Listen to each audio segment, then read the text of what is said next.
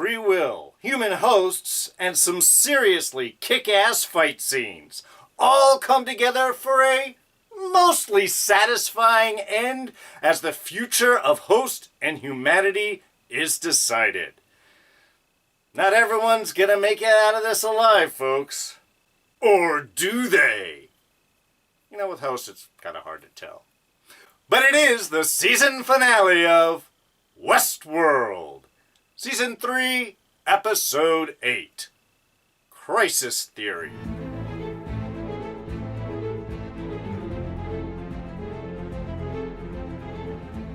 Hey everyone, D here, and welcome to our final season review of Westworld. So yes, of course there's spoilers.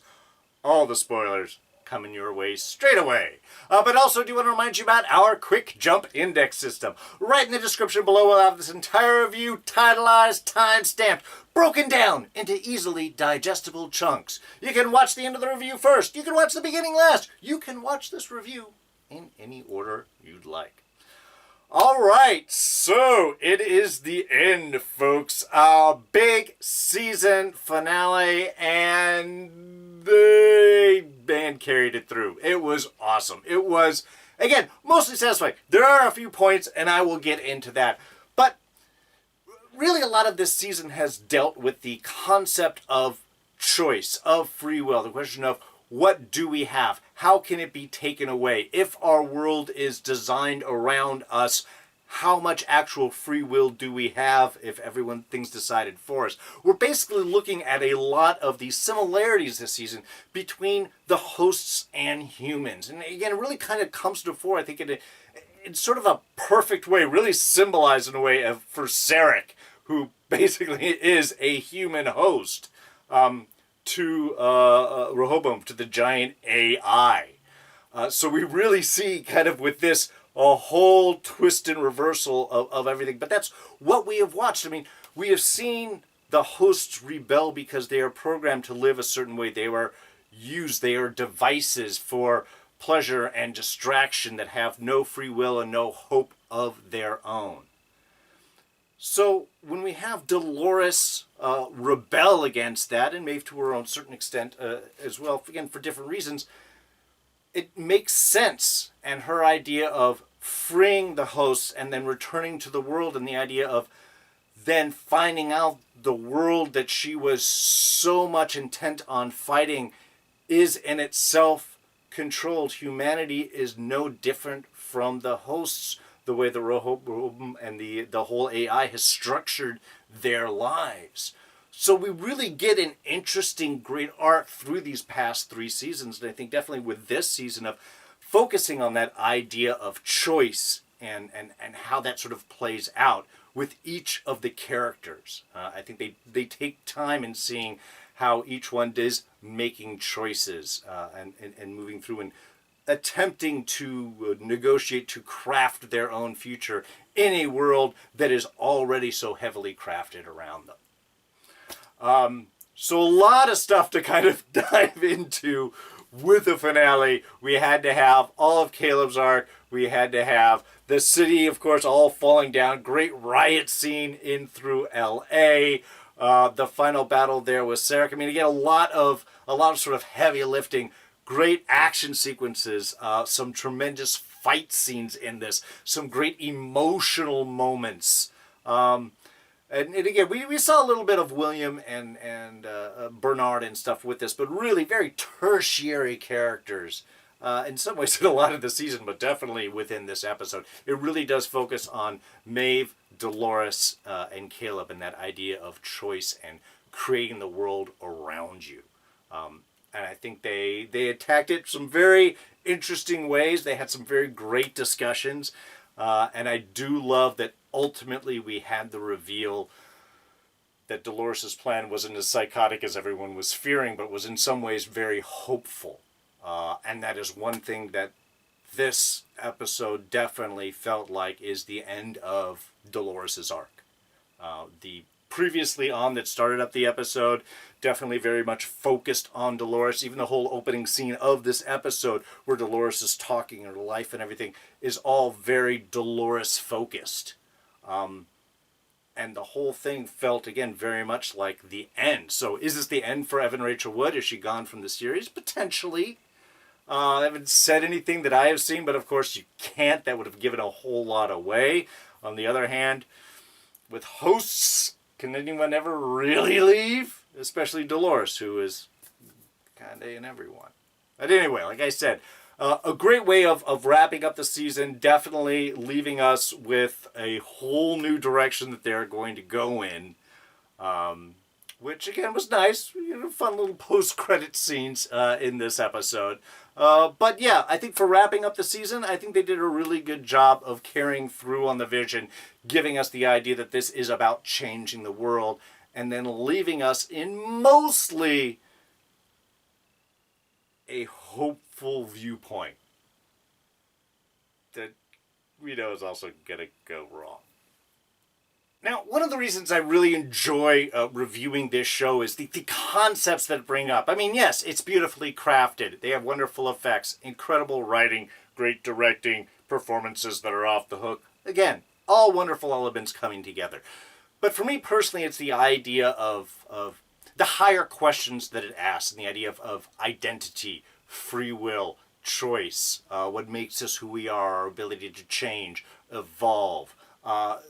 And this show does, like I said, an amazing job of diving in through a lot of those concepts. And especially as a sort of season finale episode, there's a lot of stuff to talk about. So instead of kind of going in through a lot of necessarily scene by scene and sort of breaking down, ooh, this was amazing, ooh, that was great, though you know me, that'll happen, and an effort to try and not get this to go for an hour or more, well, like I said, we'll see where it goes with me. I want to just try and hit on some of the really the salient points, the ideas, the philosophies that the show sort of brings up and how it sort of tackles them. Luckily, I can kind of do both in one here. In one of the early scenes after Caleb basically rescues Delores, which was sort of a nice reveal how they have with the guard coming through and you see Delores and she's out and it's like, oh, Caleb left her. And then the back of her brain is out. And it's like, how does he know how to do that? And he's talking to the AI, which of course directs him to one of Dolores's little vaults that has backup body, old school style, which has just some of the visually just most amazing scene in the episode where we have Delores in the old school face opening up body that we got the shot of the kid and stuff at early models way back in season 1. This, of course, early model of Delores. And for the episode, very advantageous for its sturdiness. But just from a visual standpoint, carrying off this scene, holding the emotion, the intensity, the grab with this mostly robotic body, it was just visually cool. And they kept a lot of the larger vision in shots too, which was nice. Usually what they do on that is they really kind of focus on like just the head part and everything, and you try to cut out all the extra stuff, minimize your effects. And they didn't really do this. They really made it like larger shots. They wanted to focus on her as the host. And Caleb's kind of reaction to that, and then just the idea of free will and discussion coming out of it was just sort of very cool. Again, just a great visual to bring up an important kind of idea, and like I said, very prevalent throughout the entire season. Where she told Caleb, I was hoping that you would rescue me, but I wasn't entirely sure. You know, and Caleb's idea is, how do you know? You have guessed everything that I was going to do. How is this actual free will? And sort of the idea and discussion that free will exists, but it's hard. That people do tend to follow their animalistic basic instincts or programming or, societal construct or whatever their shapes their personality. They tend to be very predictable and rote. However, the concept of free will, that we can actually make choices, it's important to us as humanity that we can alter our future. And so the idea is that, yeah, it can be done, but it isn't an easy thing. Most people tend to avoid it. Most people tend to fall within their predictableness. I think it's a really great concept. And I like the idea of sort of how they play that. And they give that hint here of, you get the idea of why Caleb was chosen, because during his military training, they used hosts as kind of a more realistic, which does make sense, honestly, that they would use, that Delos would sell the technology or rent it out to make some money and to train soldiers and stuff. That does totally make sense. I'm not sure if Kale knowing about hosts before this season, his sort of adventure with Delores, alters some of his arc. I feel it doesn't, and I think I'll touch on that. There's some stuff that I want to kind of touch on that didn't work for me for this episode. But this particular one, I do like the setup, the idea of like we were given choices, that we following an idea. It was Kale's concept of, no, we're not going to do this thing. We're not going to fall to our base instincts just because other people do them. We're not going to rape these robots or whatever else, even though that's what all rich people do. We can be better than that. I love how that ends up being the turn in focus, is those tiny little moments. And I think that's really what sort of Delores and Kale were going back and forth about. What did you see when you found me there? What did you need? You know, he's like, you needed help. And I think and ultimately in that, it's in those heavy moments, even though we may have the predilection for violence, that ultimately his choice is to try and make the world a better place. And so dealing on that idea of choice, I thought this was a great scene to do it, and a very visceral way of bringing up the importance and the idea of a choice being hard. I thought was, like I said, very salient and very on the nose. And it makes everything else sort of make sense, because even though this is a world that's programmed and designed, the outliers, the ones that might make those choices in that bubble of uncertainty, or whatever they had described for before, that's where the world can change. And obviously, that's what they focus on here. Now, one of the main motivations we hear from Sarek, and who uses it with Maeve and tries to convince with Kale and everyone else, is that Dolores' plan is humanity's destruction. Certainly even Bernard has that fear of it at the beginning of the season. She's out for revenge against humanity. But I did find it interesting how all of that relies upon Rehoboam's projections. And I think one of the interesting things they do in this episode is point out what an unreliable source of information Rehoboam is. Once we get the idea that Sarek is the human host, again, just such a perfect, a human who's trying so much to defeat hosts because they threaten humanity so much, is himself a slave to an AI. He is exactly what a host is. A human body with an AI brain. Only he's an actual, instead of a human-looking body, he's an actual human body. Robot body, human-like brain.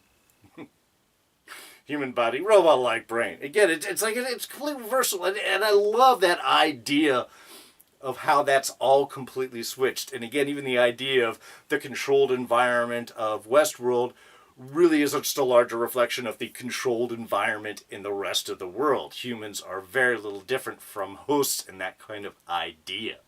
But all of the threats that we are seeing from Delores about it being the destruction of humanity, again, all comes from Rehoboam. And as we talked about last week, we don't never really know what Dolores' plan is until the very end, until the big final reveal. It's supposed to be destruction, or what was the last thing that Solomon had programmed. You know, it was the last strategy that he had come up, that Sarek's brother had asked Solomon to come up with before it was thrown in the box. Again, another type of thing. I put my own brother in a box because Rehoboam told me. Which actually explains that weird illusion, the old holographic projection when they went in to find Solomon, and we said Sarek was there, and he tells his brother, you know, I'd love to be here for you, but I'm not the person that I was when I put you in. It does make sense now. He's not really entirely human anymore. But again, all of those projections is that's what it is. Even when Kale gets sort of grabbed and he says, what is it that the strategy was going to be? Ask Rehoboam, who puts up the big scary numbers, you know. big mortality rate, 6 to 12 years, population drop in 23, end of civilization in 50 to 125 years. Oh my God, end of the world type of stuff. Well, Kale never uploaded that strategy. Rehoboam couldn't have looked in and seen exactly what it is. He hasn't pulled it out of Delores yet. So that's a lie. It's a total lie. I mean, one, we obviously know that's not what the strategy actually, what the plan ended up being. But it's just one of those interesting things where once you see that, and I love that that's sort of a turning point for Maeve in many ways as well, is starting to see that maybe this AI is just as crazy as Solomon was, just in a different way. I mean, the crazy brother made an AI that was unstable, so they put it away to make this other AI. And who's to say that this one isn't unstable either? So it's a great way of, again, twisting everything around at the end to show that this big source of information could itself be quite insane. I mean, certainly it's all about controlling humanity. I control him. I control them all. Yeah, that's not ever a sane thing. AI or human. All right, and from an action standpoint, the episode certainly delivered on multiple fronts. We will be getting the scene of the week in a minute, but I really wanted to talk specifically about several of the fight scenes because, quite honestly, there are multiple possible scenes of the week. The one I picked, pretty obvious, but I do want to talk about some of the super cool combat and fights that they were doing through this episode. One, the standoff between Delores and the SWAT team as Maeve first shows up and Delores is running out, and she goes up against the whole, whatever, LAPD police department there in armor.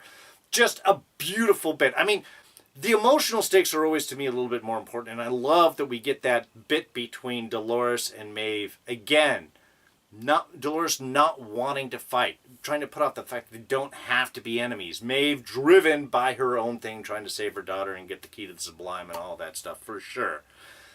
But I like how they set that up we get those emotional stakes. And Dolores' choice is, again, she's trying to draw things away, but also doesn't want to face off with Maeve and goes up against the guards. Now, you can say, was it right for Maeve to just sit there and watch all this? That's a fair critique. I'm not going to stand in the way of that. But just watching Eva Rachel Wood just kick some ass there was just awesome. I love the combat. I love the choices.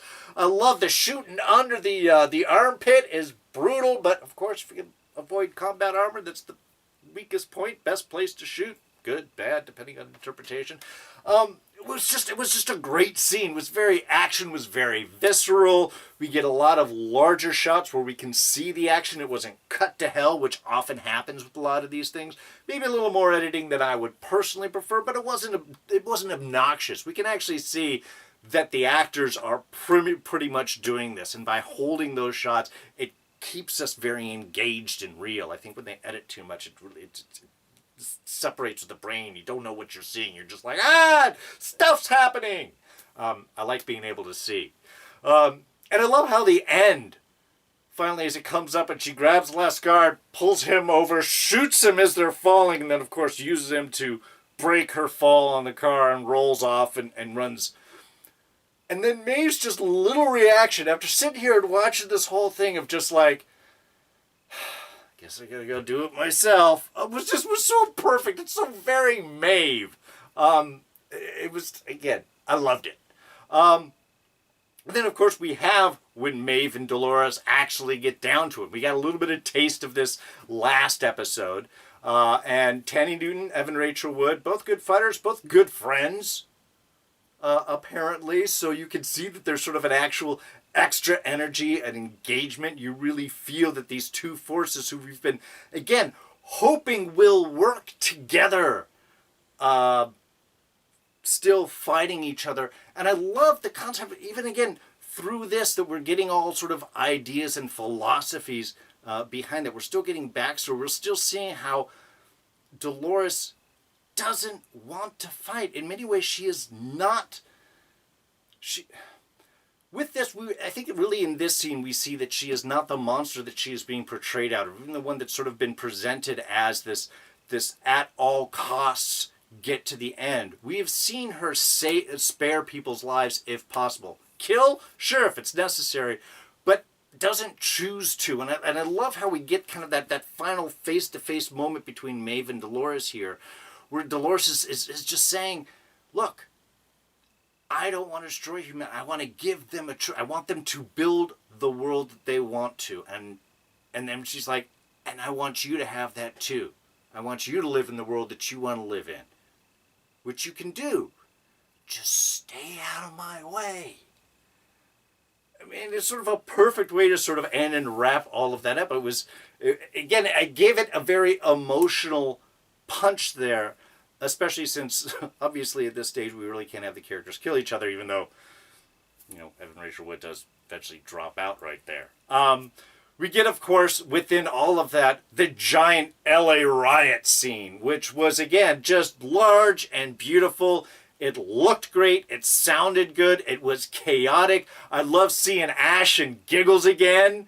Was just awesome when Giggles just shows up. I'm crowd control. Ash is a demo.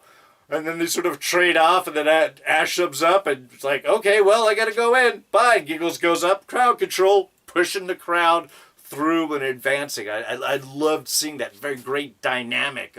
Even when the guards sort of first show up there, they're like, all right, sir, we're going to move you through there. I love these small little moments. But just the visceralness of the riot scene and the idea that it's entirely controlled, that Delores has let this out and she's paying everyone to be there with cash bonuses if you get to certain points, was just awesome. What was the line she said? It took money to build this world, it'll take money to tear it down. Was just awesome. Anyways, just a beautiful sort of entire sequence shot there. Really loved the energy. It kept the threats and the feel and the oppression and the movement going on the whole time. And of course, considering the truth bomb that Delores had dropped a couple episodes ago, it makes sense. The world's a little crazy right now. And then lastly, we have our quick fight scene in the dark. Once Maeve turns and decides which side that she is going when the lights go out.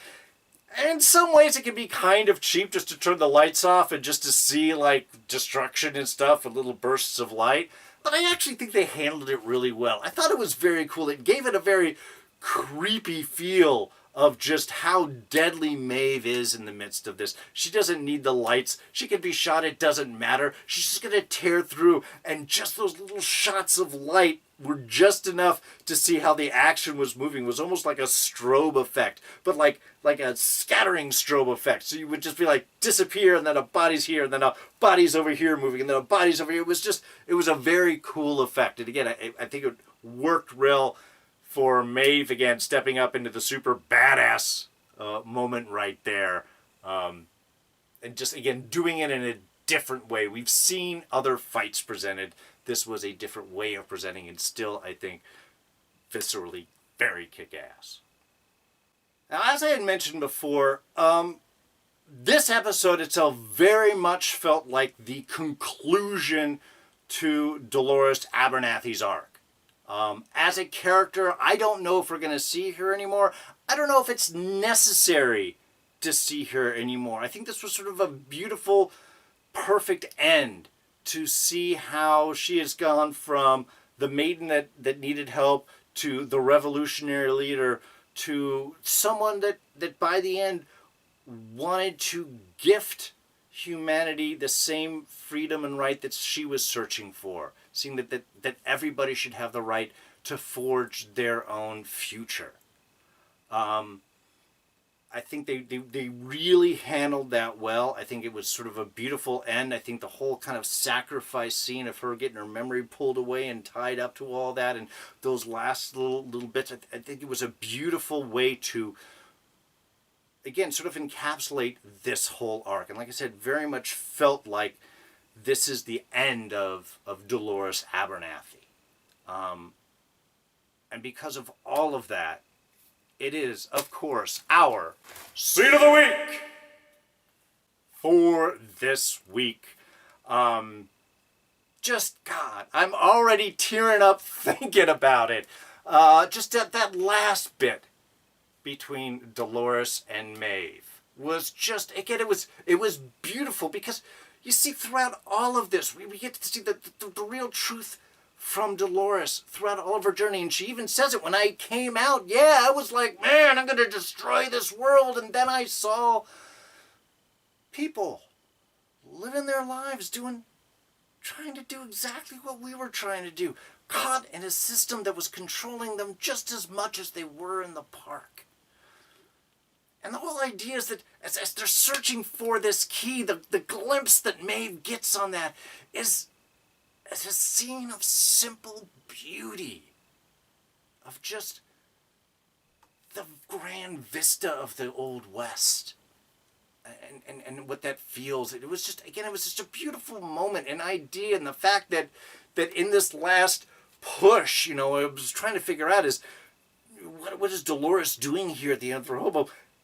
And she is uploading, which that's sort of what I thought in that last bit, is like, with the power and stuff, is she uploading herself? Kind of, yeah, in a way, but it was really more, again, that surge of life, of grabbing those last final moments and sharing them with Maeve, and Maeve being able to see what she was going for. It wasn't destruction, it was that choice, that free will. Our lives were controlled, we wanted freedom. I just want the same for them, that they get a chance to choose. And then finally turning it that this is that final real connection between Delores and Maeve, the moment that we have wanted for a long time. I've certainly wanted. When they get on the main team, where she's like, and that's the one thing that's left. You haven't made your choice. You're still playing both sides against the end. Do you think you can trust the crazy AI to give you what you want? I don't even have what it is that you're looking for, so there's no reason to come after me. All that you have is somebody who is constantly threatening you. Which, again, threatening Maeve is it's a bad idea. So it was incredibly beautiful. It was nicely shot. It was totally simple, but it carried all of that emotional weight. And again, it was the culmination of Delores Abernathy and her entire journey summed up into one perfect scene. It was emotional. It was beautiful. It's making me tear up just thinking about it. I think this is probably the end we're going to see of Evan and Rachel Wood in the show. Maybe. Again, hard to tell. But this is the perfect way to end it. And perfect way to end these 3 seasons on an idea of hope. So, yeah, if it's the end of Delores, a good way to end it. But is it the end of Delores? Because, it's not. There's one other model out there, Hector. Great seeing him. I knew there was one more Pearl out there. It's in Hector's body. We'll touch on Hector in just a minute. And of course we've got Charlotte, which to me is just, it's hilarious, the idea of, we were so worried that Delores was going to be the big villain, and it ends up being she's the hero, but Delores is also the villain because the Delores in Hale's body is seemingly quite insane. I love that sort of twist. But that's sort of a microcosm of the larger idea that Delores had brought out. I am in all of us. You are all me. Because Delores was the first. We know that she's the original. We know that she was one of the first, but she was the first to work. And so every other host is modeled off of her. It's a great way of continuing Delores. Again, one, you can bring her back. Obviously, there is a full Delores in Hector right now. Minus a few, experiences and such. You can just put in another body if you wanted that. But you also have the sub-programming that are bits of Delores in with everyone. So you can have almost this memory, this guide, this internal guide within some of the host programming. It's just sort of an interesting way of continuing her legacy, even if she's not around. and also showing the sort of power that her particular model is. It was just a very cool way of doing that. I love that kind of concept. But even from there, like I said, Delores will continue. In fact, even the fearful dark side of Delores will continue with Hale, who was just beautifully creepy within all of this. I love that she was using the holographic projection plugged into Dolores' mind as well to sort of present herself to haunt and taunt Delores. Great fight scene a little bit there. I did want to sort of touch on how Hale sends people just like Delores has her own people. Hale hired her own people to come in. And definitely there's a little dark moment within that when Delores figures it out and she figures out how much everyone's being paid and has the sniper get paid triple in order to take out the two down. A personal, to me, very reminiscent of Kale and Francis there getting that personal call. So anyway, just a kind of little moment. I think that kind of dug a little dark. I was wondering if they'd touch on that anymore, but they kind of just let that move on. But I loved Hale's sort of presentation. I love the fact that she sort of let Delores have hope. And if you didn't grab all of that, when Hale was in Delos, she of course had access to all of the materials and stuff, including what I am guessing is the old style host body that Delores is now in. Remember, very proud to put Delos on the zipper bag that the body was in. I mean, of course it's Delos. But I think that's what it was, is Hale just had control over the body. And so she was able to shut that down despite Dolores' brain being in there functioning and all of that. So again, just a very dark bit. And then of course at the end, which we'll touch on in a minute, but just the idea of that Delores could be both the villain and the hero within this, just now in two different bodies, is cool, and also again fulfilling for the fears and concerns and such that Bernard and even William had. Now, of course, I do want to be sure to touch on my favorite future cop duo, Bernard and Stubbs. Bernard and Stubbs, coming at you this fall, Fridays on HBO Max.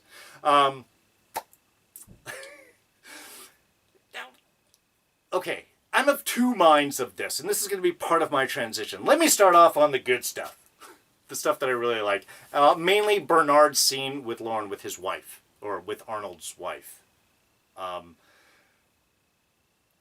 From an emotional standpoint, this had all of the feels. This was, again, many selections for possible scenes of the week.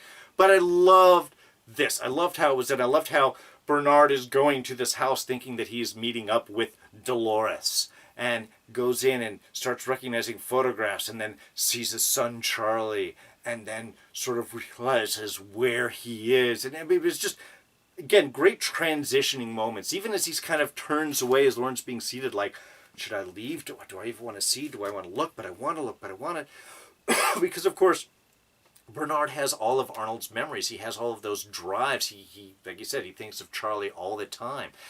It was a beautiful scene of transitioning, of saying goodbye, of moving on. And I think from a very appropriate way, because, of course, Arnold's dead. Bernard just has his memories. Lauren is old, and he can kind of have that connection of not only connecting with those emotional memories and the person situated with them, but how she has over time been able to move on. And I love that, and I love how she kind of lasts the idea of like, why would I want to move on? Why would I want to forget about the people that I love? I always carry them with me. That's what's given me strength through all of these dark times. It was just, and then once they touched and Jeffrey Wright just pulling it out, was just really a beautiful scene, very emotional. And again, this is our transition from old Bernard to new Bernard, to the future Bernard. How he's able to give up these ties of the past and move on, which is kind of funny considering that Hale in some ways is also constantly talking about cutting ties from the past, but hers always sounds psychotic. She's like, I'm trimming my affairs, I am cutting old weight, I've moved on, yes, the ties of the past, just like you were, like my family were, I'm moving on past them. Again, Dale's doing a great job of showing it's Delores insane. Or crazy, to a certain extent. Whereas here we're seeing how that strength is gathered on. You can carry these memories and losses with you. They can give you strength in a way that can help you guide you through the darkness. You can bring those moments on with you because, well, in many ways that's all that you have, but in many ways that's also all that any of us have, or their memories, whether they be from our childhood or yesterday. It's what we carry with us all the time. So again, it was a beautiful scene, really emotional, very, again, simple, intimate, nicely shot, very close. It was a great sort of transition to move sort of Bernard onto where we're going. Which is, of course, apparently leaving Stubbs in the bathtub to rot. So mean! Stubbs in the tub! Alright, I'll stop doing that. But this is kind of where some of... Bernard also had a couple of the scenes that sort of annoyed me, and I'm going to sort of build off of that, because... Look, I love seeing Hector show up. That was great. And it certainly confirmed with me that there was another Pearl out there, and so there's another, Delores moving around and part of the plan and whatever. But Hector's appearance is very much a deus ex machina. It's very much just out of the blue saving. Yeah, we've got, of course, William facing off and shooting Stubbs, which sucks because Stubbs warned Bernard about William. It just... William and Bernard, both of their scenes, again, all that they served was to set up for what's going on in next season. The emotional tie-in scene with his wife was great. But really that's sort of what bothered me with the Bernard and William scenes in ways, because they were just transitionary. They were just like, okay, we've got to finish and get these pieces moved up for next season. And it felt like that. I didn't really feel... I mean, again, you could lose Stubbs, I suppose. You certainly weren't going to lose Bernard. You weren't going to lose the Man in Black, William, or at least not in that way. So I didn't feel a danger on that. It just felt like, okay, now we got to get this out, and we got to separate them, and then we'll have the police show up, and that'll run William away, and we'll magically give Bernard where he needs to go, and he's off. So, it's a little clunky. Just a little clunky. The other thing was also... Bernard's instant knowledge of Dolores' demise. I mean, I get that they've had a connection, a little bit of Dolores in with everyone and all that stuff, and even though, again, there are still multiple copies of Delores out there. So why just this particular one? And I think that's why it is, because it was cheap. Just Bernard just discovering, well, I think Delores is dead, and, I think that the key is in me, and that's what the Sublime is, and now I'm going to go check it out. That was one of the laziest parts, I think, of this episode, because that's a lot of information. Even if there was sort of suspect that Delores maybe wants something better out of Bernard, to just instantly kind of have that knowledge and move on to where he's going and set himself up to go on the Sublime and then knock himself out for however many frickin' years it ends up being, leaving poor Stubbs there degrading in the tub full of ice. It's not going to last long. Again, was annoying. Especially in an episode, in a series that is so finely too well crafted, it felt a little lazy. But there were a couple more of those points also. Alright, so, things I didn't like. Part 2, as I just talked about a few other ones. So like I said, there were a few things that I didn't think were really well crafted. Like I said, mainly felt clunky because of everything else that is so well crafted. Couple of points, kind of focusing on Kale, honestly. When he finally shows up at Insight, and he takes out the guard, and he gets down, and he walks up to the dresser, and he pulls out the thing, and he's getting ready to put it on, and tough guard, sub-boss fight shows up. We were expecting you. And Kale's like, alright, I'll put the thing back in, and we'll go and do a fight. Why? It felt so dumb. Just leave the thing there. You can upload the file while you fight him off. That's all that you need. Why put it in your pocket? Why does this guy show up and put the cheesy-ass line anyway? The fight doesn't last long, and yeah, Maeve shows up immediately afterwards, so what's the whole point? Just have Maeve show up as he starts to do it with the sword. Shh, I don't think you should do that. We should go with me. That's all that you needed. But having a guy just like, we were expecting you. I'm going to distract you while everyone else comes around. It was bad. It was unnecessary. I was like, why? And then after that, why didn't you kill Kale? Why do you need him? I mean, I get Sarek at this point. He doesn't make choices on his own. He's following Rehoboam. But even from Rehoboam's standpoint, why not kill Kale? He's only a threat. You don't need any extra information. I mean, okay, maybe hold on to him for a little bit as you're messing with Delores. But even that, he just served to, what, show us that Delores' plan could potentially be catastrophic to humanity? Why do you need to show him? What else is he going to know? Like he says, he's observed his entire life. 1, you should know everywhere and everything that I've done. 2, why would I help you anyway? It was just... So then when... So I didn't know he was alive up until then, but then when Sarah comes up with the gun, I like the fake shot there, sort of scaring him. It was scary from an audience standpoint. But then he doesn't give you the information. Then shoot him! But no, he does the standard villain. All right, well, shoot him here, and then throw his body out there while I go walk somewhere else. I hate that. I hate it. It's so cheap. Why is he alive? Why haven't you shot him? Why didn't you shoot him dead? Now, I didn't want Aaron Paul dead. I like him being alive. I love the character. But it's one of those points where there was no logic to that, and something that everything else is so very... Again, visceral strong and people getting taken out left and right. That's 100% plot armor that kept him alive right there. And it's beneath the show. The last one that I want to kind of, again, around Kale is, like I had mentioned before, the reveal that he has encountered hosts before. Now, one of those hosts happened to be Delores. Does it bother me that he doesn't recognize Delores? No, of course it doesn't. That was years ago. It was a shot of one thing that he saw. Maybe he remembers the face. Maybe not. Maybe it's just a blonde and he's putting Dolores' face in there from his own memory standpoint.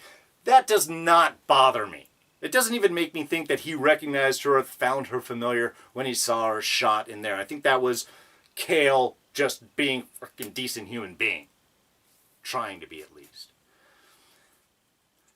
But a lot of Kale's arc through this season has been that sort of discovery of, what are you, Delores? Who are you? What are your plans? What are your goals? What are your things? Now, the idea that Delos used its software to know Kale, and they had the same chips in there that the cowboy hats have on, which, again, is a great thing. It makes more sense with soldiers and helmets, because they always have to have them on. That I get that. That sort of makes sense to me. But that he is aware of their hostness, that they are not humans, I think just kind of undercuts a lot of his journey in through this season. Again, the fact that, of course, Delores is going to remember, this is a human that chose not to rape us. Okay, stands out in the memory. I get that. And I like that as the reveal of, again, part of the choices that Kale can make that shows that he has the potential to be more than just penchant for violence. But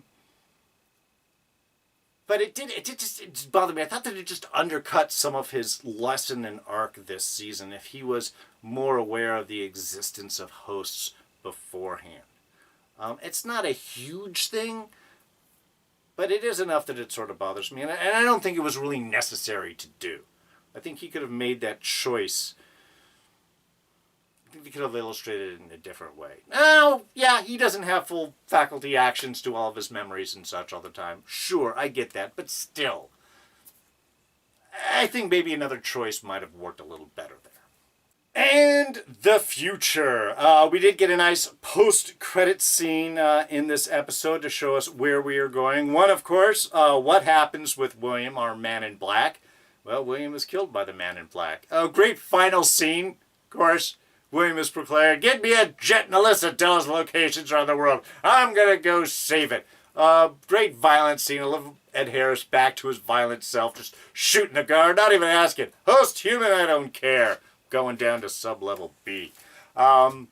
Charlotte with the burnt arm. Love that choice. Love that as an indicator. I like to carry the reminders of humanity's cruelty with me. I love that as a character choice. It's awesome. And just the matter of fact is that she deals with William as William Bot pops out, kills him, just slices his throat and drops him out. I love that idea. I love the idea of William's darkness leading the charge. He is so committed to stopping hosts and saving the world for humanity that he ends up doing exactly the opposite. He's going to attack humanity and save it for hosts. A lot of hosts from, again, nice final shot. The lights go on and you see all of the machines there for making hosts. It was just awesome. I love that. And then, of course, we had the Bernard tie-it in. He travels to the Sublime, sees something, I don't know, knocks himself out for a convenient period of time. Again, while poor Stubbs rots away inside the tub with cheap liquor. I don't think that's going to last too long. I mean, at the very least, the body degrades, you should be able to pop it out. And apparently nobody discovers for however long that he's there. But I think for Season 4, we're entering the world that was sort of hinted at the end of last season. We got the shot of, in a dark, potentially apocalyptic future, we have the world falling apart. We have William being sort of risen from the Delos computer there, which gives a nice idea of a William versus Man in Black fight in the future. I think is going to be kind of cool. But it's that apparent time frame where we're going. I mean, when Bernard wakes up and he's completely covered in dust, that's an indicator a lot of time has passed. Since end of Season 2, we got that other indicator of a lot of time passing before things go on. Basically, what we're going to see is what has happened to this world. Love Maeve's line to Kale at the end. It's this world blowing up. This is the new world. And in this world, you can be whoever you want. Which is, of course, exactly her story that she has said as the madam down there in Westworld. So, again, nice repetition of it.